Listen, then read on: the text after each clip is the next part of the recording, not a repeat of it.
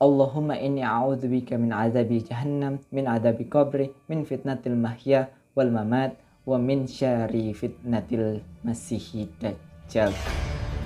Doa tersebut merupakan doa dari teman-teman kita umat muslim yang berdoa agar Allah membebaskan mereka dari azab neraka, azab kubur, fitnah kehidupan dan kematian, dan yang terakhir adalah fitnah Dajjal.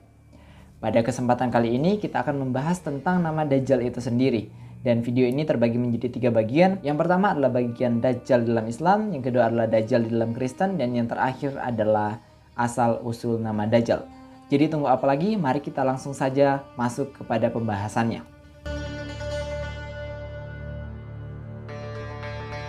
Sebagai warga plus 62 atau warga Indonesia, jelas kita mengetahui dan mengenal kata Dajjal.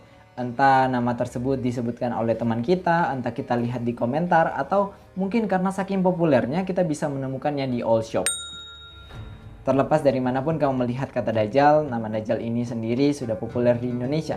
Dan itu dipopulerkan oleh umat muslim itu sendiri. Dalam Islam, Dajjal digambarkan sebagai sosok yang jahat, kafir, sosok yang membawa fitnah, dan bahkan Dajjal adalah pembawa ujian terberat bagi umat manusia. Seperti yang bisa kita lihat dalam tafsir Al-Ushr Al-Akhir dari Al-Quran Al-Karim, dikatakan Rasulullah bersabda, ma baina khalqi adami ila qiyamis saati. Jadi nggak ada dari penciptaan Adam sampai hari kiamat khalqun akbaru minad Dajjal, perkara yang lebih besar daripada perkara Dajjal.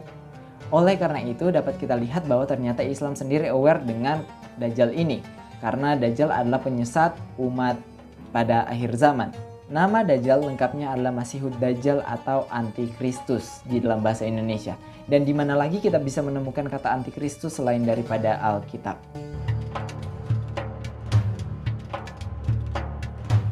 Kita masuk pada pembahasan selanjutnya, yaitu nama Dajjal di dalam Alkitab. Nama Dajjal di dalam Alkitab disebutkan berkali-kali dengan bahasa Indonesia, yaitu Antikristus. Di dalam bahasa Arab juga disebutkan Masihud Dajjal atau Antikristus. Seperti yang bisa kita lihat dalam 1 Yohanes 2 ayat 18, dikatakan wa kama sami'tum innahu saufa ya'ti akhiran Masihun Dajjal.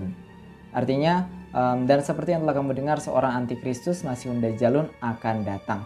Jadi kata Masihun Dajjalun atau disingkat dengan Dajjal ternyata sudah disebutkan lebih dahulu di dalam Alkitab 600 tahun sebelum kemunculan Al-Quran. Tetapi pertanyaan berlanjut, apakah kata Dajjal berasal dari Alkitab?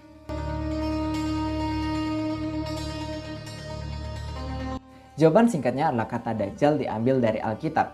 Mari kita lihat Alkitab bahasa Aram atau yang dikenal dengan Peshitta pada Matius 24 ayat 24. Dikatakan, Nekumun geir meshihe dagale wa nibiye kedat buta wa nitin at rata wa urbata eik denaton in misyekta aklavaya, atau artinya sebab Meshihe Dagala atau bahasa Arabnya Al-Masihud Dajjal dan nabi-nabi palsu akan muncul dan mereka akan mengadakan tanda-tanda yang dahsyat dan mujizat-mujizat sehingga sekiranya mungkin mereka menyesatkan orang-orang pilihan juga.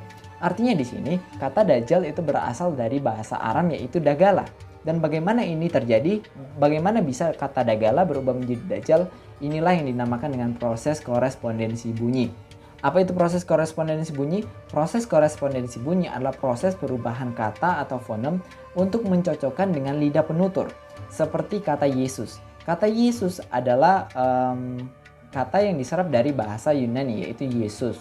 Tetapi orang Chinese atau Mandarin yang tidak bisa bilang S di akhir menyebutnya Yesu, bukan Yesus. Ini adalah contoh dari proses korespondensi bunyi. Dan hal yang sama terjadi dalam bahasa Ibrani, Aram, dan Arab, di mana ketiga bahasa ini merupakan bahasa yang serumpun seperti halnya Malaysia dan Indonesia. Saya berikan contoh sebagai perbandingan. Dari bahasa Ibrani kata Meshiach itu berubah menjadi kata Meshih dalam bahasa Aram dan kemudian menjadi Masih di dalam bahasa Arab. Kata Gabriel menjadi Gabriel dan menjadi Jibril atau Jibril.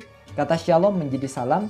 Kata Yeshua menjadi Yisho, menjadi Yisha, menjadi Isa. Kata Ani menjadi Ana. Dan hal yang sama juga terjadi dengan kata Dagal yang berubah menjadi Dajjal. Kalau kita memperhatikan perbandingan yang saya berikan sebelumnya, kata Gabriel yang berubah menjadi Gabriel dan kemudian menjadi Jibril, itu terjadi perubahan pada huruf Gimel atau huruf G yang menjadi Jim atau huruf J.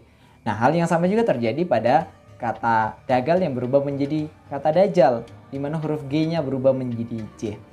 Kesimpulannya teman-teman, ternyata kata dajjal ini diambil dari Alkitab, entah secara terminologi yang berarti bahwa dajjal ini merupakan lawan dari Al-Masih atau lawan dari Kristus, penyesat umat, atau bahkan secara etimologi, di mana kata dajjal ini diambil dari kata dagalah, yang lengkapnya Mesiha dagalah atau artinya antikristus, yang kemudian diserap dalam bahasa Arab menjadi Masihun Dajjalun. Sekian penjelasan saya harap jelas dan cukup memberkati wawasan teman-teman. Assalamualaikum warahmatullahi wabarakatuh. Shalom alaikum, Beshem Yeshua HaMashiach. Salam sejahtera untuk kita semua.